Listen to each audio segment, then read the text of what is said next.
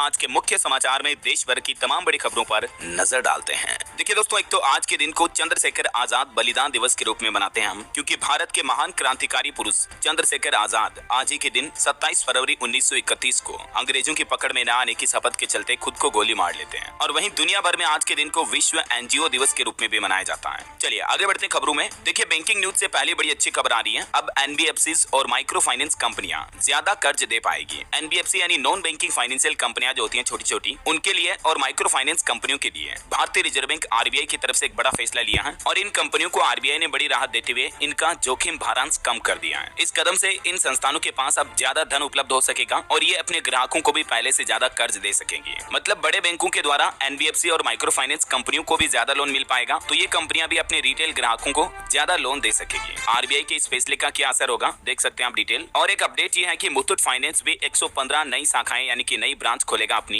देश भर में। आरबीआई से इसकी भी मंजूरी मिल चुकी है। वहीं बैंकिंग न्यूज से एक और बड़ी खबर है दोस्तों। इंडसइंड बैंक ने ग्राहकों को बड़ा झटका दिया और बैंक ने एफडी पर इंटरेस्ट रेट यानी ब्याज दरों में कटौती कर दी है। इस कटौती के बाद अब 3 करोड़ रुपए से कम की फिक्स डिपॉजिट यानी एफडी पर 0.8% की दर से ब्याज मिलेगा। और भी अलग अलग टाइम पीरियड के अकॉर्डिंग एफडी का इंटरेस्ट रेट आप देख सकते हैं। 1 महीना, 6 महीना, 1 साल, 2 साल तक की एफडी पर अब आपको इतना ब्याज मिलेगा, है ना। चलिए अगली बड़ी खबर देखिए। ईओडब्ल्यू की रिपोर्ट में खुलासा हुआ है न्यू इंडिया कोऑपरेटिव बैंक का जो घोटाला सामने आया था हाल ही में मुंबई में, तो अब रिपोर्ट सामने आई कि बैंक के पास तिजोरी में तो केवल 10 करोड़ रुपए की क्षमता है, जबकि रजिस्टर में 122 करोड़ रुपए दिखाए हुए हैं। देखिए कितना बड़ा बैंकिंग घोटाला हुआ है। चलिए अगली बड़ी खबर देखिए। टेक न्यूज से अच्छी खबर आ रही है। जीमेल लॉगिन करने के लिए अब आप क्यूआर कोड का इस्तेमाल कर पाएंगे। साइबर फ्रॉड पर लगाम लगाने के लिए गूगल कंपनी की तरफ से अपने जीमेल लॉगिन सिस्टम में 2 स्टेप वेरिफिकेशन के लिए अब क्यूआर कोड की सुविधा शुरू की है और इससे आपके फोन में हैकिंग, सिम स्वैपिंग और फिशिंग जैसे साइबर फ्रॉड कम होंगे। चलिए अगली बड़ी खबर देखिए। यूनिवर्सल पेंशन स्कीम लाने की तैयारी में है सरकार। रोजगार की भी शर्त नहीं होगी इस पेंशन स्कीम में, सबको फायदा मिलेगा। देखिए पेंशन के लिए अब सरकार जो ये नई स्कीम लाने जा रही है, इसमें क्या क्या बेनिफिट होंगे। केंद्र सरकार ये योजना बना रही है। इसके जरिए असंगठित क्षेत्रों, कंस्ट्रक्शन वर्कर, घरेलू स्टाफ और गिग वर्कर्स को भी इस पेंशन योजना में शामिल किया जाएगा। जैसे सरकारी कर्मचारियों के लिए पहले ओपीएस थी, उसके बाद सरकार एनपीएस लाई, फिर यूपीएस लागू किया। इसी तरह से केंद्र सरकार अब देश भर के सभी नागरिकों के लिए यूनिवर्सल पेंशन स्कीम लाने की तैयारी कर रही है और इसमें सभी क्षेत्र के अलग अलग लोगों को शामिल किया जाएगा, जैसे श्रमिक, मजदूर, गिग वर्कर्स वगैरह सभी हो गए। ये एक नेशनल पेंशन स्कीम होगी। अभी हमारे देश में मौजूदा समय में आपको पता होगा एनपीएस और अटल पेंशन योजना चल रही है कई अलग अलग क्षेत्रों के लोगों के लिए। तो अब जो सरकार ये नई यूपीएस सिस्टम ला रही है, इसके क्या क्या प्रावधान होंगे इस बाबत भी जानकारी आप देख सकते हैं ये 5 पॉइंट्स में। वहीं नौकरी पेशा लोगों के लिए एक और अच्छी खबर ये है, ईपीएफओ की मीटिंग हुई जिसमें कई अहम फैसले लिए गए। यहाँ भी यूनिफाइड पेंशन स्कीम को लागू किया जाएगा। नई दिल्ली में कर्मचारी भविष्य निधि संगठन ईपीएफओ की 112वीं बैठक हुई और इस बैठक में क्या क्या अहम फैसले लिए गए हैं देखिए। एक तो केंद्रीकृत पेंशन भुगतान प्रणाली सीपीपीएस का विस्तार किया जाएगा और डिजिटल सुधार ईपीएफओ 3.0 सिस्टम भी लागू किया जाएगा। वहीं इस कार्यकारी समिति की बैठक में ईपीएफओ अधिकारियों और कर्मचारियों के लिए संयुक्त पेंशन योजना यूपीएस को भी मंजूरी दे दी गई है। ये योजना 1 अप्रैल 2025 से लागू हो जाएगी। इसमें मिनिमम गारंटीड पेंशन वगैरह होगी और जो कर्मचारी अभी एनपीएस से जुड़े हैं वो भी यूपीएस में स्विच कर सके हैं। इसके अलावा हाई सैलरी पर पेंशन पीओएचडब्ल्यू आवेदन की प्रक्रिया पर भी 31 मार्च 2025 तक का लक्ष्य रखा गया है। तो ये कुछ बड़े फैसले ईपीएफओ की मीटिंग में लिए गए हैं। चलिए अगली बड़ी खबर देखिए। क्या आपकी भी नौकरी खतरे में है? देखिए सिंगापुर के एक बैंक में एआई यानी आर्टिफिशियल इंटेलिजेंस 4000 कर्मचारियों की जगह लेगा। आजकल आपको पता होगा टेक्नोलॉजी लगातार तेजी से बदल रही है और एआई यानी आर्टिफिशियल इंटेलिजेंस कई कंपनियों में काम करने लगा है। इसी बीच सिंगापुर के एक बड़े बैंक डीबीएस ने अगले 3 सालों में अपने 4000 कर्मचारियों को निकालकर उनकी जगह एआई से काम करवाने का फैसला किया है। अब इंसानों की जगह एआई काम करेंगे तो जरा सोचिए, टेक्नोलॉजी के क्षेत्र में आपको भी अपग्रेड होने की जरूरत है ना। चलिए अगली बड़ी खबर देखिए। बच्चों की गवाही भी मान्य होगी। सुप्रीम कोर्ट की तरफ से बच्चों को लेकर एक अहम फैसला सुनाया गया, जिसमें सुप्रीम कोर्ट ने कहा कि गवाह के लिए कोई न्यूनतम उम्र निर्धारित नहीं है। मतलब अभी मौजूदा समय में हमारे देश में ऐसा कोई कानून नहीं है कि गवाही देने के लिए कम से कम इतनी उम्र होनी चाहिए वगैरह वगैरह। तो ऐसे ही एक मामले पर सुनवाई करते हुए एक 7 साल की बच्ची ने बयान दिया और मां के एक हत्यारे पिता को उम्र कैद की सजा दिलाई। इसी दौरान सुप्रीम कोर्ट ने यह अहम टिप्पणी की, जिसमें कहा कि अगर कोई बच्चा भी गवाह देने में सक्षम है तो उसकी गवाही भी उतनी ही मान्य होगी जितनी किसी वयस्क व्यक्ति की गवाही मान्य होती है। एविडेंस एक्ट में गवाह के लिए कोई भी न्यूनतम उम्र निर्धारित नहीं की गई है। और वहीं दोस्तों गंदे नेताओं की राजनीति पर भी सुप्रीम कोर्ट में केंद्र सरकार ने कहा कि चुनाव लड़ने पर आजीवन प्रतिबंध नहीं लगाया जा सकता। अटैक पर एक बड़ी खबर देखिए दोस्तों। मध्य प्रदेश के भोपाल की यह घटना है। युवक की नींद में ही अटैक आ जाने की वजह से मौत हो गई। सुबह तो प्लानिंग थी कि शिवरात्रि के लिए शिव प्रतिमा लेने जाना था, जल्दी इनकी शादी भी होने वाली थी, लेकिन जरा सोचिए सोते सोते ही मौत हो गई। आजकल आपको पता होगा युवाओं में हार्ट अटैक की घटनाएं काफी ज्यादा बढ़ रही है, जबकि कितने फिट और जवान दिख रहे हैं ये, है ना। हाल ही में एमपी के इंदौर में भी एक घटना देखी गई जिसमें शादी की खरीदारी करने गई एक जवान महिला की भी हार्ट अटैक से जान चली गई। इससे पहले मध्य प्रदेश के श्योपुर में भी दूल्हा घोड़ी पर बैठे बैठे ही गिर गया था। अटैक आने की वजह से काफी ज्यादा घटनाएं बढ़ रही है ना। और वहीं दोस्तों आपको सावधान करने वाली एक खबर बताता हूँ। देखिए उड़ीसा में वाइस चांसलर से 14 लाख रुपए की ठगी की गई। ईडी अधिकारी बनकर ठगों ने उनको अरेस्ट करने की धमकी दी। ये इनके परिवार के हर सदस्य को जानते थे। इस तरह के साइबर फ्रॉड के कॉल आजकल बहुत ज्यादा आते हैं, तो ऐसे ठगों बदमाशों से भी सावधान रहें। हाल ही में तो आपको पता होगा सरकार ने कैंपेन भी चलाया था कि इस तरह से आपको कोई ईडी अधिकारी, पुलिस अधिकारी, थानेदार बनकर कॉल करे ना तो उन पर विश्वास ना करें। समझ रहे हो? आए दिन इस तरह के साइबर फ्रॉड के कई मामले सामने आते रहते हैं। मैं आपको बताता हूँ ताकि आप हमेशा सावधान और अलर्ट रहें, है ना।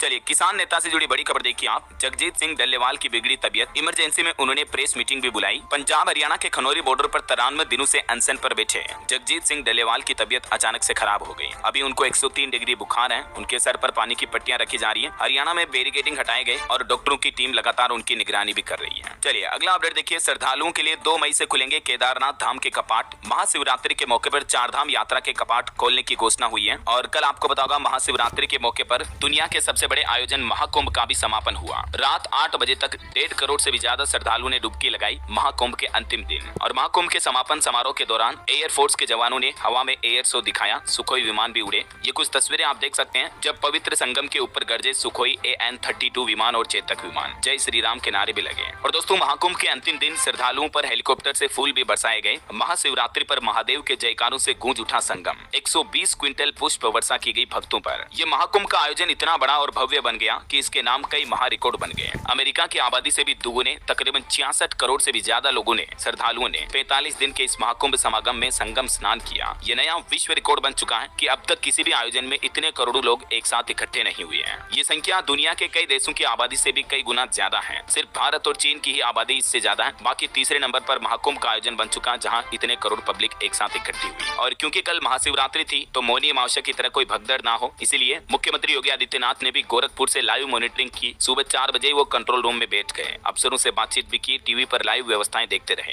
दुनिया के सबसे बड़े सनातन समागम में बने कई कीर्तिमान। यूरोपीय देशों की आबादी से भी ज्यादा लोगों ने अमृत स्नान किया। बीते 45 दिन में 66 करोड़ से ज्यादा भक्तों ने डुबकी लगाई। महाकुंभ के समापन के बाद मुख्यमंत्री योगी आदित्यनाथ ने भी ये आंकड़े जारी करते हुए देश विदेश के लोगों का धन्यवाद भी किया जो कोई भी महाकुंभ में स्नान के लिए पधारे थे। कुल 45 दिन तक चला यह महाकुंभ का महापर्व आखिरकार संपन्न हो गया दोस्तों। और इस महाकुंभ को कई तरह से याद रखा जाएगा। न सिर्फ करोड़ों भक्तों की संख्या बल्कि इस महाकुंभ में 13 अखाड़े आए। 4000 हेक्टेयर में महाकुंभ की पूरी नगरी बसाई गई। 10 बार मुख्यमंत्री योगी आदित्यनाथ भी पहुंचे। कई बॉलीवुड सितारों और VIP का भी मेला लगा। और दोस्तों महाकुंभ के अलावा कल आपको पता होगा महाशिवरात्रि का महापर्व भी था। देश भर में 12 ज्योतिर्लिंग समेत सभी शिव मंदिरों में भक्तों की भीड़ देखी गई। 3-3 किलोमीटर तक लाइन लगी। उज्जैन महाकाल मंदिर 44 घंटे तक खुला रहेगा और काशी विश्वनाथ मंदिर धाम को भी 69 घंटे तक खुला रखा गया है। ये काशी धाम की कुछ तस्वीरें देखिए आप। दुनिया की सबसे पुरानी शिव बारात निकली। त्रिनेत्र से उगले आग के गोले। बारातियों में कई विदेशी श्रद्धालु भी शामिल हुए। महाकुंभ के पवित्र जल की बारिश भी की गई और कई नागा साधुओं के अखाड़े भी महाकुंभ से काशी पहुंचे महाशिवरात्रि के मौके पर। देश भर के शिवालयों में महाशिवरात्रि पर हर हर महादेव के नारों की गूंज सुनाई दी। और एक खबर देखिए दोस्तों, पॉपुलर कंपनी ओयो के मालिक रितेश अग्रवाल भी महाकुंभ के आखिरी दिन संगम स्नान करने पहुंचे और यहाँ उन्होंने कहा कि ओयो की शुरुआत भगवान ने करवाई। होटल बिजनेस शुरू करने का विचार पिछले कुंभ में आया था। संगम में डुबकी लगाई इन्होंने भी। तो कुछ यूं समापन हुआ महाकुंभ और महाशिवरात्रि के महापर्व का। आप सभी को ढेर सारी हार्दिक शुभकामनाएं। शिव शंकर भोलेनाथ का आशीर्वाद हमेशा आपके जीवन पर बना रहे। इन्हीं शुभकामनाओं के साथ आगे बढ़ते हैं खबरों में। देखिए सुप्रीम कोर्ट की अहम टिप्पणी, भूस्वामी को अनिश्चित काल तक जमीन के उपयोग से वंचित नहीं रखा जा सकता है। एक ऐसे केस की सुनवाई करते हुए अदालत ने यह अहम टिप्पणी की है जमीन मालिकों के लिए। चलिए अगली खबर देखिए। चंद्र मिशन इसी सप्ताह लॉन्च करेगा नासा और इस मिशन का उद्देश्य है चंद्रमा की चट्टानों और मिट्टी की रासायनिक संरचना का अध्ययन करना। और टेक न्यूज से खबर देखिए, अब वॉइस मैसेज को आसानी से ट्रांसक्रिप्ट कर पाएंगे आप। व्हाट्सएप की तरफ से एक नया अपडेटेड फीचर जारी किया है। व्हाट्सएप ने भारत में भी ये फीचर को रोल आउट कर दिया। अब अगर कोई वॉइस मैसेज आता आपको तो उसको सुनने के साथ ही लिखा हुआ पढ़ भी पाएंगे आप ऐसा। चलिए अगली बड़ी खबर देखिए। हिमाचल प्रदेश आना अब और महंगा होगा। बाहरी राज्यों के वाहनों पर सुक्कू सरकार ने 1 अप्रैल से ही प्रवेश शुल्क बढ़ाने का आदेश जारी कर दिया है। अब ये शुल्क में कितनी बढ़ोतरी की गई है, इसकी नई दरें भी आप देख सकते हैं। वहीं मध्य प्रदेश के मुख्यमंत्री डॉक्टर मोहन यादव ने एक बड़ी घोषणा की। मध्य प्रदेश के पथारिया में 51 करोड़ रुपए की लागत से 5 किलोमीटर लंबा बाईपास तैयार होगा। इसके अलावा बीते दिन जो बागेश्वर धाम में पहुंचे कन्या सम्मेलन में सीएम मोहन यादव, यहाँ भी उन्होंने बड़ा ऐलान किया और कहा कि हर जोड़े को 51 हजार रुपए दिए जाएंगे MP सरकार द्वारा। गरीब परिवारों की बेटियों के विवाह में उनकी भी ये सहायता राशि होगी ऐसा। और खबर है छत्तीसगढ़ में नई उप तहसील की घोषणा हुई। 25 गाँवों की दहलीज पर शुभ लाभ की दस्तक होगी। छत्तीसगढ़ सरकार ने सकरी तहसील के ग्राम सरकरा को ये उप तहसील घोषित कर दिया है। कुछ और स्टेट न्यूज अपडेट देखते हैं दोस्तों फटाफट से।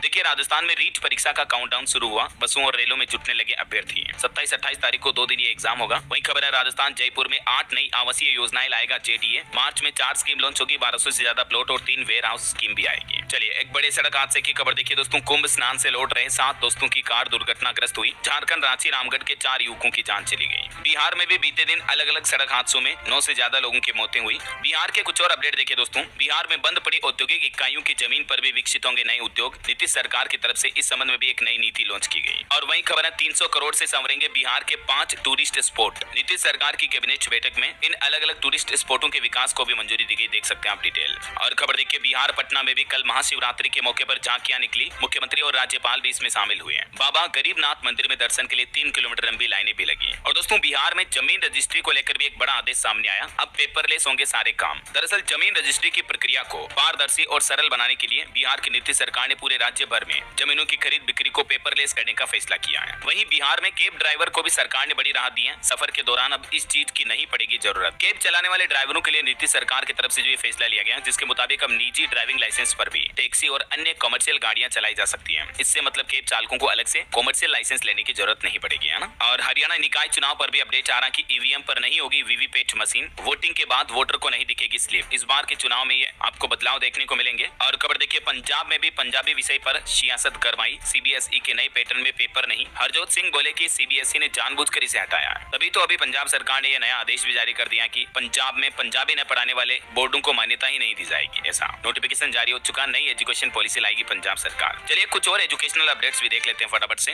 हरियाणा में असिस्टेंट प्रोफेसर बनने का सुनहरा मौका। एचपीएससी ने फिर से आवेदन का विंडो ओपन कर दिया 2424 पदों के लिए। 1 से 15 मार्च तक ऑनलाइन आवेदन कर पाएंगे इस ऑफिशियल वेबसाइट के जरिए। और रेलवे में अप्रेंटिस के 835 पदों पर भर्ती निकली हुई है। लास्ट डेट 25 मार्च है। आईडीबीआई में भी 650 पदों पर भर्ती का नोटिफिकेशन जारी हुआ। 1 मार्च से आवेदन शुरू होंगे। लास्ट डेट 12 मार्च रहेगी। सीआईएसएफ में भी 1048 पदों पर भर्ती का नोटिफिकेशन जारी हुआ। 5 मार्च से फॉर्म भरना शुरू होंगे। 3 अप्रैल लास्ट डेट रहेगी। और सीयूईटी पीजी एग्जाम डेट भी जारी हो चुकी है। 13 मार्च से 1 अप्रैल तक होगी परीक्षाएं। 3 पालियों में होगा आयोजन। वहीं अभी एक दिन पहले आपको पता होगा सीबीएसई ने जो प्लान बनाया था कि 10वीं बोर्ड के एग्जाम 2 बार होंगे, तो इस पर भी सीबीएसई ने सुझाव मांगे हैं। 9 मार्च तक इस नई नीति पर आप अपनी सुझाव और प्रतिक्रिया दे सकते हैं सीबीएसई के ऑफिशियल पोर्टल के माध्यम से, है ना। और सीबीएसई ने ब्रांच स्कूलों के नियम भी बदल दिए हैं। प्राथमिक स्तर तक की कक्षाएं चलाने की अनुमति होगी। प्री नर्सिंग स्कूलों के लिए कुछ नियम आसान किए हैं। जो स्कूल संचालक हैं उनको राहत दी गई है, जिसके तहत अब एक ही नंबर से चलेगी ब्रांच। और देखिए बिहार में भी पॉलिटेक्निक छात्रों के लिए खुशखबरी आई। अब फ्री में कर सकेंगे BTech. Tata Passenger Electrical Mobility Limited की ओर से एक कैंपस का आयोजन किया जाएगा, जिसके तहत छात्र छात्राओं को फ्री बीटेक का मौका मिलेगा। इसके अलावा कमाई भी कर पाएंगे चयनित छात्र छात्राएं। हर महीने के हिसाब से अलग अलग कंपनसेशन दिया जाएगा छात्रों को। किन किन ब्रांचों के छात्र इसमें शामिल होंगे, इस बाबत जानकारी भी आप देख सकते हैं। चलिए कुछ अंतर्राष्ट्रीय न्यूज अपडेट देखिए आप। इंडोनेशिया में भूकंप के तेज झटके महसूस हुए 6.1 की तीव्रता के।